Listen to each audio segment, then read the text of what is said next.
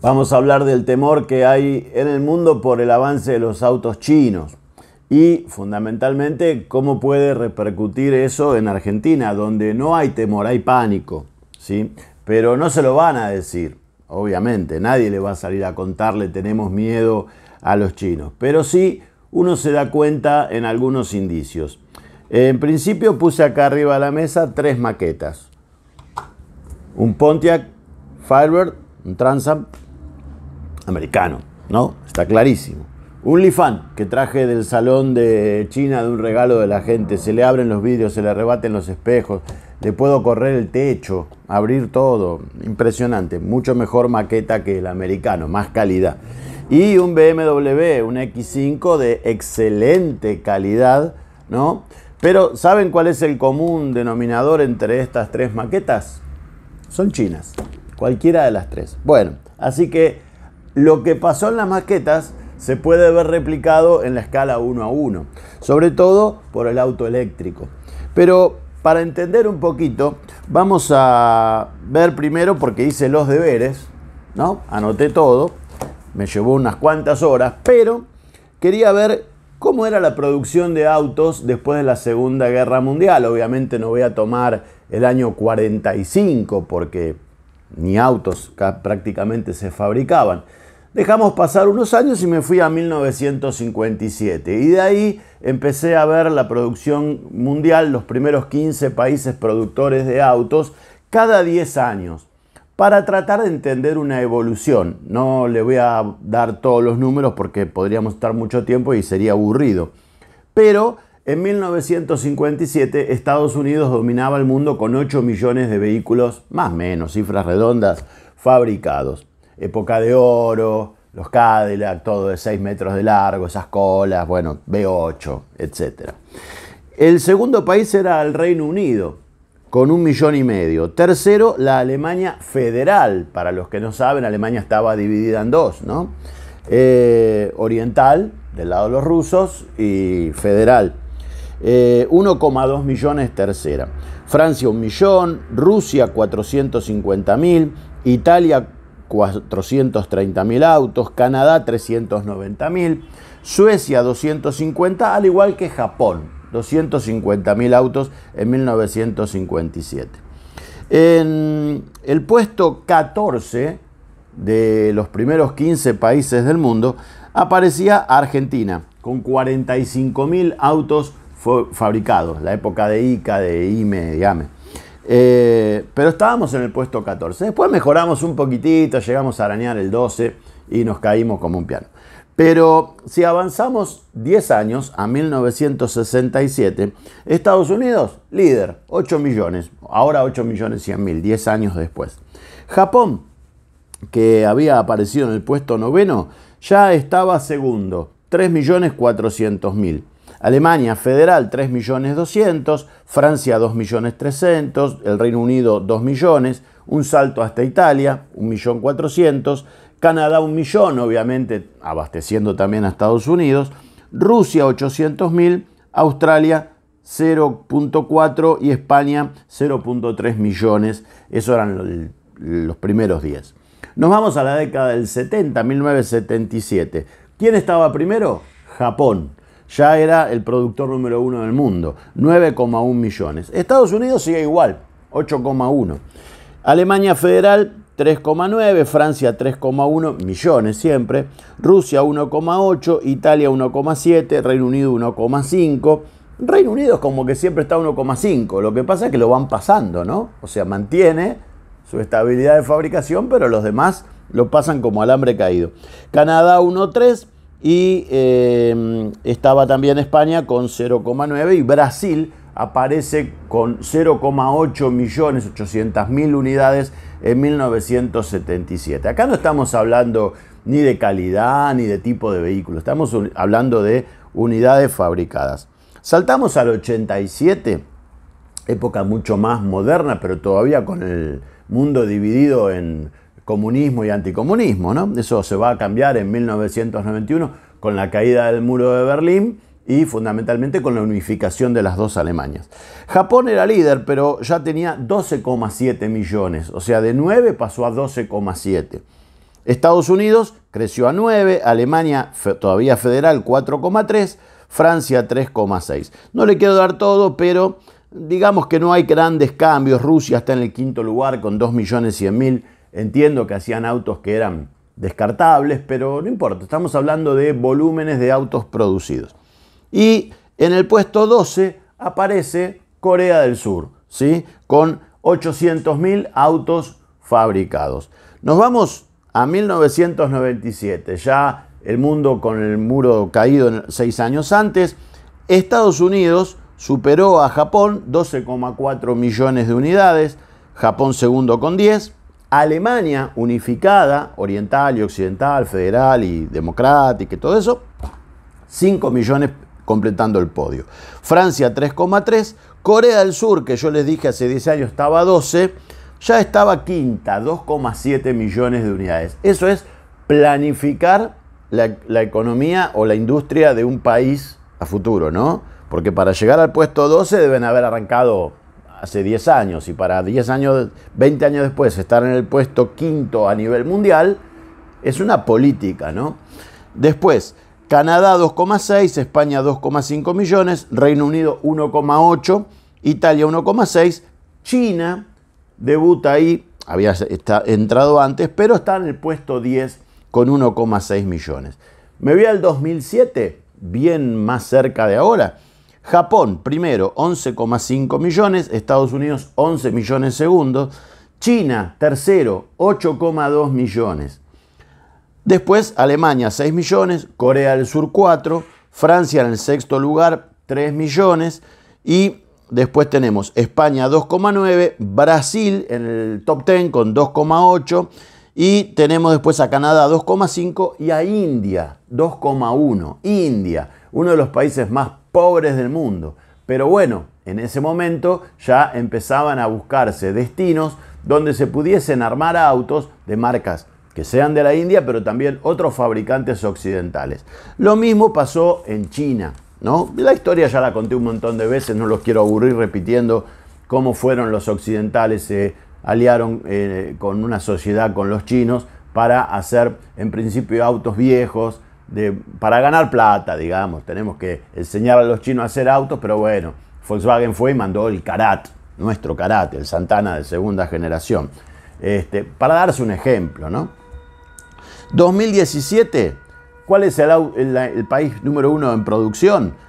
China, pero ¿saben cuánto? 28,4 millones de autos. Segundo, Estados Unidos, 11,8, no pudieron progresar. Japón 9,3, Alemania 5,7. En quinto lugar, India 4,6 y Corea del Sur en sexto lugar con 4,2. México 3,8 en el séptimo lugar, España 2,8 millones, Canadá 2,3, Brasil 2,3. Ya no aparecen en los primeros 10 Francia, que queda 11 con 2,1, el Reino Unido con 1,8, siempre estable, ya se fue al puesto 13.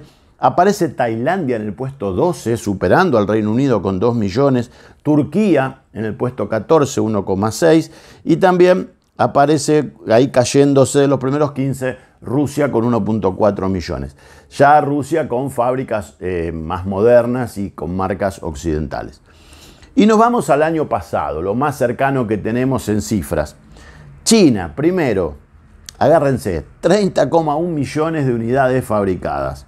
Estados Unidos, segundo, 10,6, cayó de 11,8 del 2017 al 2023. Japón, tercero, 9 millones, India, 5,9, Corea del Sur, 4,3, Alemania, 4,1, México, 4, España, Brasil, Tailandia, décimo con 1,9, después Canadá, Francia, Turquía, 1,5 en el puesto 13, y en el puesto 15 ya está Indonesia, en el puesto 14 República Checa, ambos con 1,4 millones.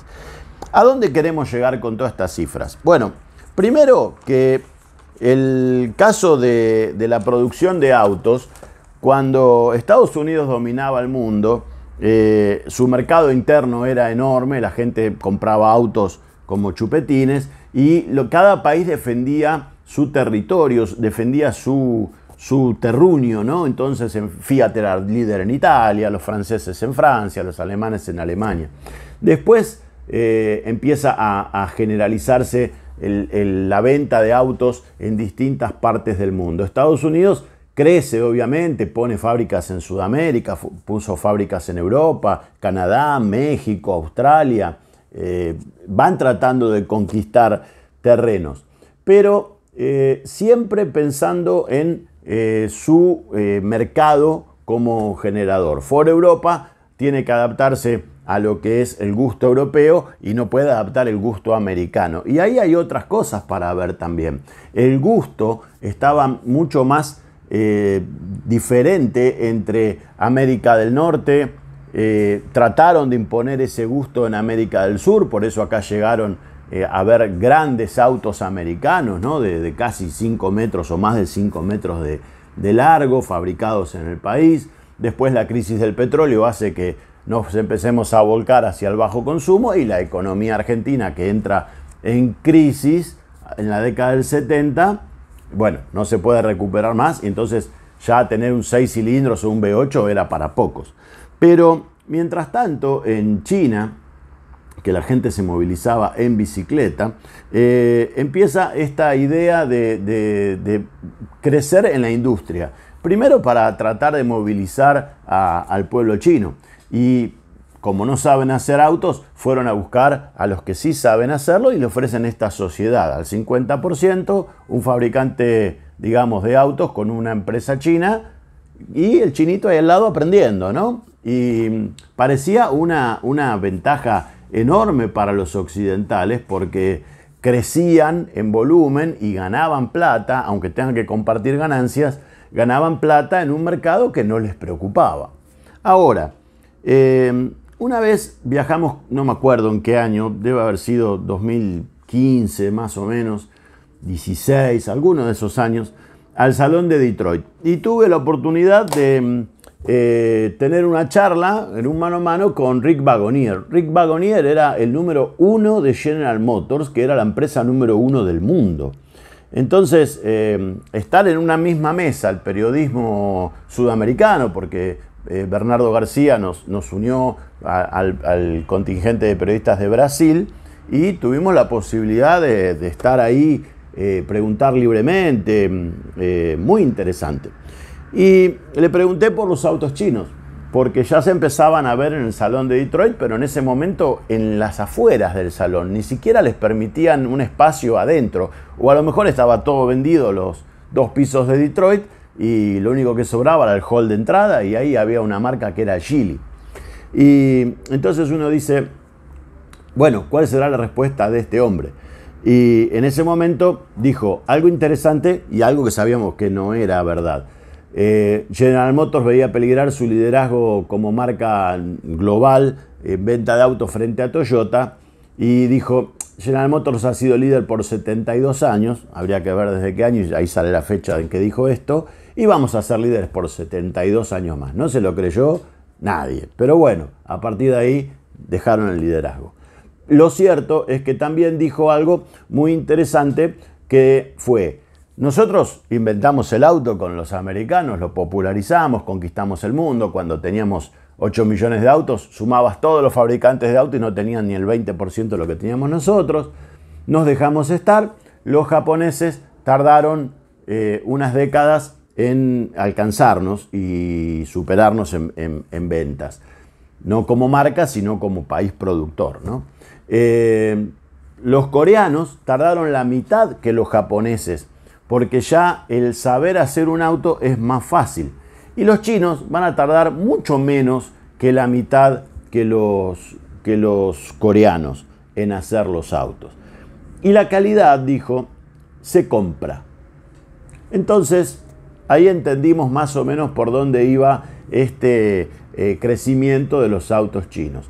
Cuando se empieza a hablar de los autos chinos, la defensa occidental frente a los autos chinos se basa en distintos argumentos. Por ejemplo, son marcas sin historia, sin alma, sin seguidores, ¿no? No conocemos hinchas de Chang'an, hinchas de Lifan como este auto.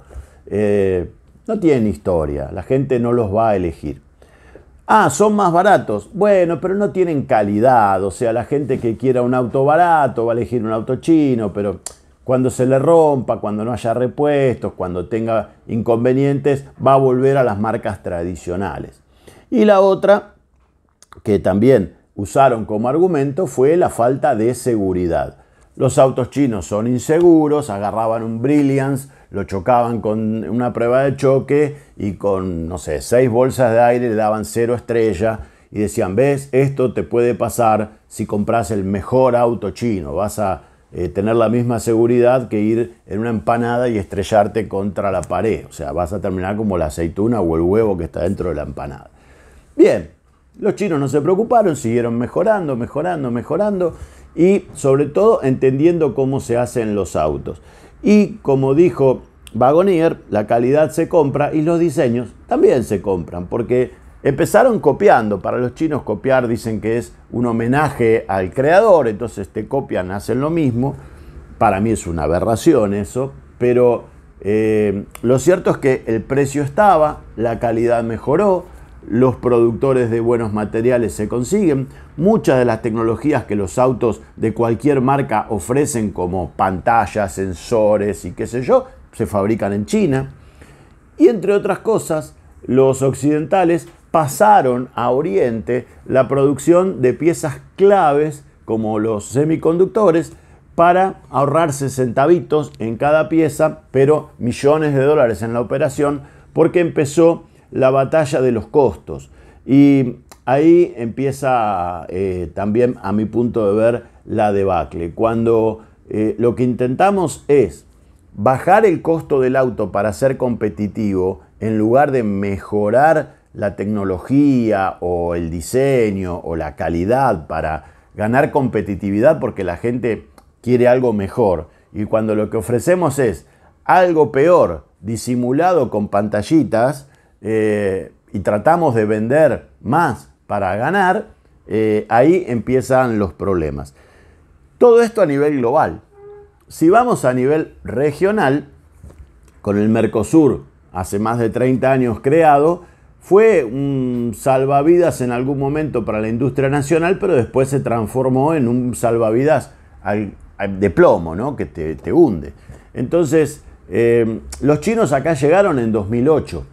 Y la primera marca que llegó de China fue Chery, y el que la trajo fue el grupo Sogma, con Franco Macri todavía como imagen visible. Entonces, ¿cuáles eran los comentarios? Bueno, Macri, Sebel, ¿te acordás la calidad? Mirá lo que es este auto chino, el Chery, el Tigo, esto no pasa nada. Eran baratos, sí, valía una Tigo, que era una copia de la RAV4 de anterior generación de Toyota, mucho más grande que una EcoSport, valían lo mismo. Y vos elegías una EcoSport más chica, de una marca conocidísima, de una calidad aceptable, ponele, o una Tigo más grande, traída por Macri, de una marca que no la conocía nadie, como era Chery en aquel momento. Les costó hacer su camino, pero nosotros tenemos otros obstáculos que los chinos tienen que vencer. En principio, nuestra propia idiosincrasia y nuestra propia economía. Con lo cual, si yo saco a un chino de China y lo traigo acá como presidente de una empresa, creo que tardaría años en entender cómo funciona la economía. Por lo tanto, necesitan un socio local que les explique cómo se hace este negocio en nuestro país, ¿no? Ante todas las circunstancias que cambian día a día en Argentina. Así que vuelven los actores principales de la industria automotriz a relacionarse con las marcas chinas. Franco Macri, después Antelo, que había comprado Renault cuando estaban en problemas, la posicionó como marca líder y después se la volvió a vender a Renault, que después tomó Nissan y hizo un buen trabajo con Nissan y se la vendió a la casa japonesa, y de repente Antelo con Carwan arma un importador de autos chinos y así viajamos a China a conocer marcas como Haval o como Great Wall o como Changan, que les soy sincero, no las conocía, porque en China han aflorado y desaparecido un montón de marcas que nosotros acá no teníamos por qué conocerlas porque no tocaban el timbre para llegar a la Argentina. De repente fuimos a conocer, visitamos la fábrica de Haval. O capaz que ahora ya la hicieron mejor, pero era una cosa de locos ver la calidad, la cantidad de robots, los diseños, los autos, la calidad, los modelos nuevos que iban lanzando. Entonces ahí ya nos dimos cuenta que eso era imparable. Además, el dólar estaba a 20 pesos en aquel momento, y si uno hacía la cuenta, ¿cuánto vale un auto chino en China? Bueno, pagando el 35, este auto se podría vender allá en más o menos tanta plata, rompes el mercado. Viajamos con concesionarios de lo que iba a ser Haval, y algunos concesionarios le decían, trae trae trae esta marca también, la marca Way, que era la marca de lujo de Haval, traela, esto lo vendo, tengo clientes. Parecía que era el momento ideal para eso. Pero en el mismo viaje el dólar saltó de 20 a 23 pesos. Y ya se encendieron las alarmas. Para cuando se lanzaron esos modelos en Argentina, ese día que lo contó Omar Daneri en el viaje que hicimos a Uruguay ahora, fue el día de la devaluación, el dólar creo que se fue como a 27, 30 pesos, no tenían precio para ponerle a los autos, así que ese es nuestro propio salvavidas. Así como en el Eternauta, la sociedad sobreviviente de la invasión alienígena en Argentina la salvan los microbios o los microorganismos, no me acuerdo el final del Eternauta, algo de eso tenía. Lo cierto es que somos inmunes nosotros a esas cosas, pero los que vienen de afuera mueren al toque cuando entran acá. Entonces, esa es nuestra defensa. Ahora, ¿por qué tienen miedo? Y porque, así voy a seguir con la parte literaria cineasta. Alien, el octavo pasajero, ¿no? El bichito ya lo tenés adentro, te sentís bien, pero de repente el estómago te hace así y sale un bicho que se empieza a reproducir y hace pelota a todos los que están en la nave. Bueno, acá los chinos los tenemos adentro porque están en el Mercosur. La llegada de BYD, que es la empresa que está preocupando a todo el mundo, es sin dudas para tener en cuenta. Entonces yo me hice otro análisis, más deberes, de decir, bueno, vamos a tomar los últimos 24 años, quédense tranquilo, no voy a ir año por año, pero por ejemplo, en el año 2000, General Motors era la marca número 1 en ventas, con 8 millones de autos. Ford era segunda con 7,2 millones. Toyota tercera con 6 millones. Volkswagen 5. Y después Daimler Chrysler estaba ahí en el quinto lugar con 4,6. En los primeros 10 no aparecía ninguna marca ni coreana ni japonesa. Me voy al 2006.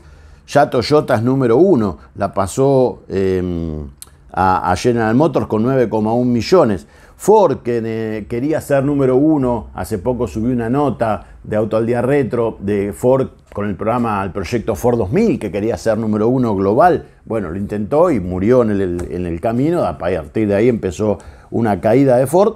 General Motors segunda, Ford tercera con 6,5 millones, Volkswagen 5,6, Daimler Chrysler 4,6, sexta Hyundai, ya apareció un coreanito ahí en el sexto lugar, entre los 10 primeros. En el 2010, 4 años después, Toyota primera 8,5, ahí nomás General Motors 8,4, Volkswagen 7,3, Hyundai 5,7, fíjense lo que creció de 3,8 a 5,7. Ford quinta, 4,7, estaba en 7,2 millones, cayó a 4,7 en 10 años.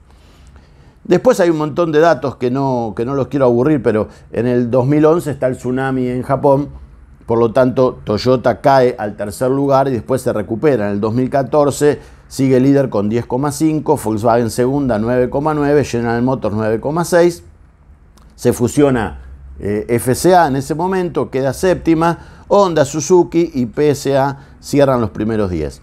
Y en lo que hace al 2018, Volkswagen líder 10,8, Toyota 10,5, General Motors 8,8 y no aparece ninguna marca china hasta el año 2018. En 2021, Toyota aparecen en los primeros lugares del ranking. En 2017, por ejemplo, Geely estaba en el puesto 15. pero muy atrás. En el 2021 Toyota 9,5 millones, Volkswagen 8,9, Hyundai 6,6, ese era el podio. General Motors 6,3, Stellantis, que es un conglomerado de 14 marcas, 6,1, Honda 4,4, muy bien Honda porque está solita, Nissan 4,0 millones, no es la alianza no se suma porque es una alianza, no tienen, comparten plataformas, ese tipo de cosas, pero son empresas aún hoy más independientes. Ford 3,9 millones, ¿se acuerdan que estaba en 7,2? Bueno, 3,9.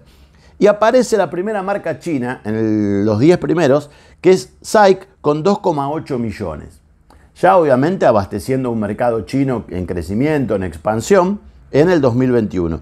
Para el 2023, las cifras que tenemos del año pasado, Toyota es la número 1 en el mundo con 10,3, Volkswagen 9,2, Hyundai tercera, suma Kia también, 7,3, Stellantis con todas sus marcas 6,4, General Motors 6,2, también con todas sus marcas obviamente, Ford con sus marcas 4,4, aunque cada vez tiene menos marcas, Honda 4,2, Nissan 3,4, Suzuki 3,1 y décima aparece BYD con 3,0 millones de autos producidos. Pero BYD tiene una característica, autos eléctricos o autos electrificados. Entonces, acá es donde aparece el cambio más importante.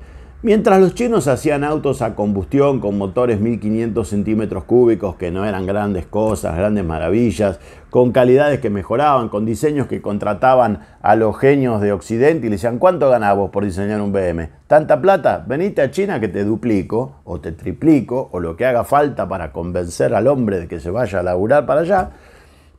Bueno, ahí están, los diseños salen de la mano creativa de un genio, no importa para qué marca, después le cambias el logo y listo. Entonces, tantas veces lo hizo Pininfarina eso, pero lo cierto es que los chinos empezaron a tener lo que antes no tenían. Y con el auto eléctrico, lo que se pierde para el consumidor son esos otros argumentos que antes la industria esgrimía como, bueno, acá estamos a salvo, no tienen historia. ¿Y cuál es la historia de un auto eléctrico? O sea, se lo pregunté al número 1 de Jeep cuando presentaron el Avenger eléctrico en el Salón de París hace 2 años. Usa la plataforma y la mecánica de un 208 eléctrico. Le cambian la carrocería, como que yo saque este y ponga este BM acá arriba, ¿no? Total, no hay un motor BM que me dé la gratificación de acelerar y usar un motor BM. Es un generador eléctrico, qué sé yo, lo puede hacer General Electric, cualquier marca, ¿no? Es genérico, ya no importa. Es más, las baterías son chinas, entonces si tienen la fabricación de las baterías y los motores son eléctricos, donde ya no importa el sonido, la sensación, sino que es que te lleve del punto A al punto B y va a ganar el que tenga la pantalla más grande o el que tenga las ayudas a la conducción más importantes o el que te brinde, no sé, más lucecitas y chichecitos, estamos dejando de lado algo tradicional como era la imagen de marca y también las diferencias entre una marca y otra, que ya pasaba, obviamente, ¿no? Eso está más que claro. Firebird es un Camaro también. Pero bueno, había gente que le gustaba Pontiac y había gente que le gustaba el Chevrolet. Pontiac desapareció, ¿no? Y como eso, un montón de cosas. Mercury desapareció, Saturno, qué sé yo, cuántas marcas americanas y otras que corren riesgo. Ahora, Chrysler, Dodge, están en la cuerda floja y en Europa Stellantis tienen la cuerda floja a marcas como Lancia, Maserati, Alfa Romeo, ¿no? Porque obviamente no hay mercado para todos. Y si los autos cada vez van a ser más parecidos y vamos a tener un logo diferente con el mismo vehículo, como ocurre con el 208 y el nuevo Lancia, la gente no es tonta. Entonces ya da lo mismo comprar una marca china que una marca tradicional. Si en definitiva no tenés que estudiar mucho. La tecnología que le pones a tu auto occidental viene de China. Las baterías que le pones a tu auto occidental vienen de China. ¿Dónde está la diferencia? ¿En la seguridad?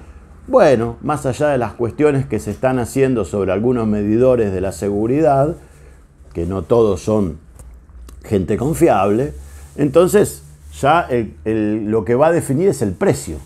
Y ahí es donde los chinos están arrasando, porque por un lado, en su volumen, calculen que les di la cifra recién, 30 millones de autos producidos por año en China, los costos te bajan increíblemente. Y no como algunos creen que el empleado chino está con una correa atado a la línea de montaje durante 14 horas por día y para 10 minutos a comer un platito de arroz. No, vayan a China, miren cómo son las fábricas y se van a dar cuenta que la gente vive cada vez mejor.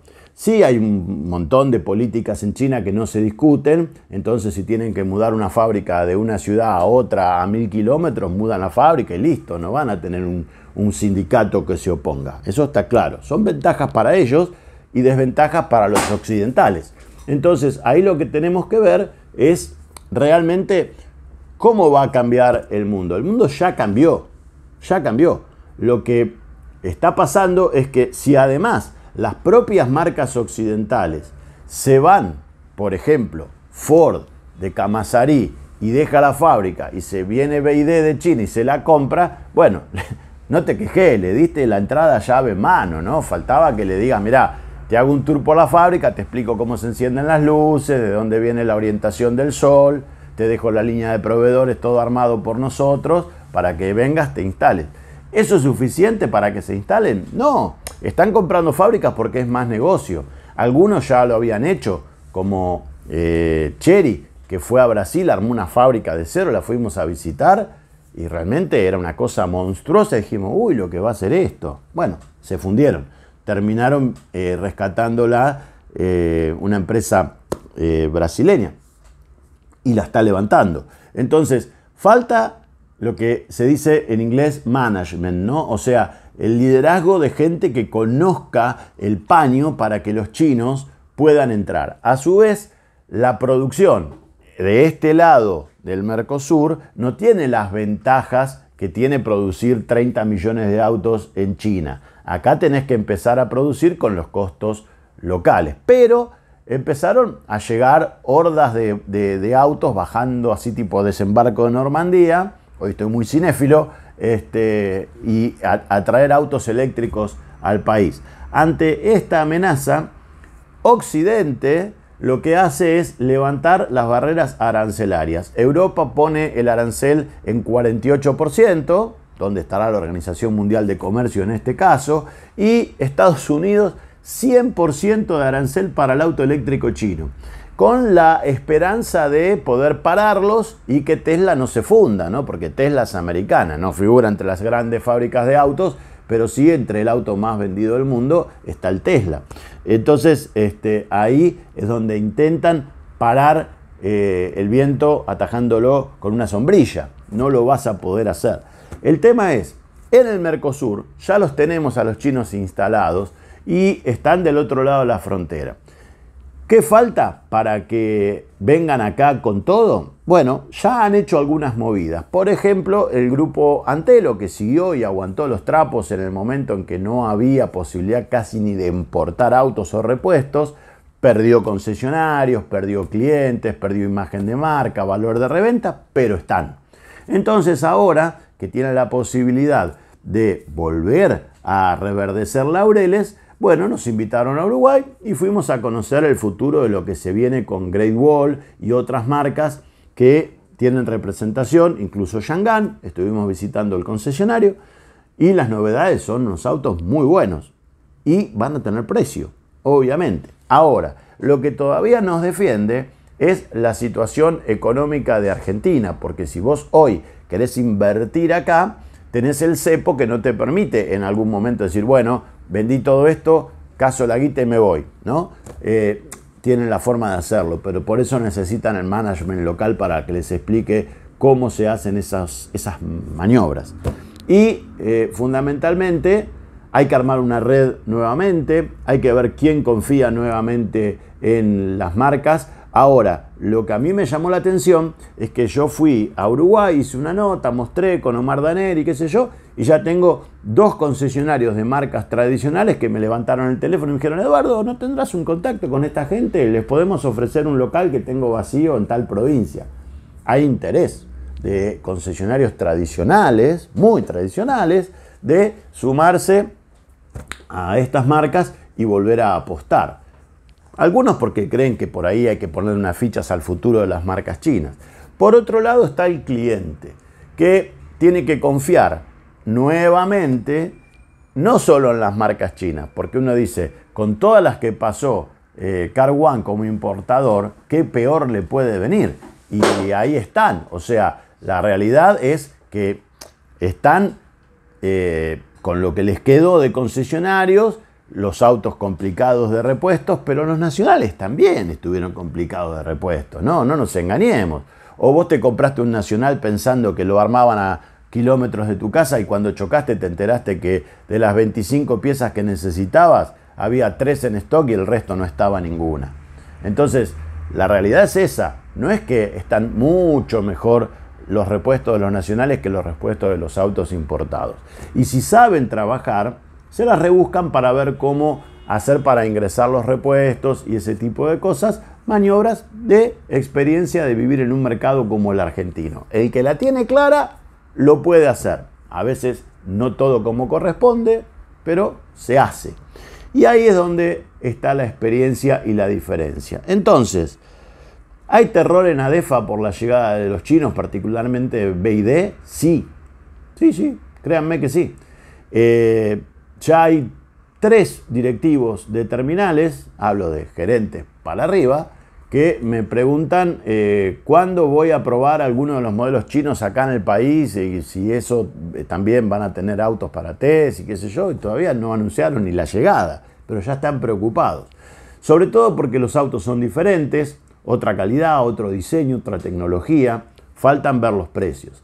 Y en los mercados donde están, hay una agresiva campaña de descuentos por parte de BYD. Por ejemplo, ahora en Brasil y en otros mercados, en España por ejemplo, están haciendo financiaciones tan agresivas que te hacen ver los números como que te conviene, en lugar de ir a comprar el auto con descuento de contado, financiar una parte, porque tenés más descuentos si financiás. Claro, después pagás una parte en interés y todo.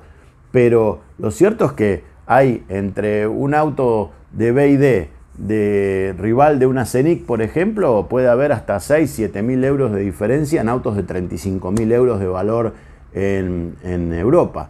Y uno dice, son imparables, se los van a terminar comiendo. Entonces, la solución, había alguien que dijo, si no puedes vencerlo, úneteles. Bueno, algunos ya lo han hecho. Porque el auto chino más vendido en Argentina es Ford Territory.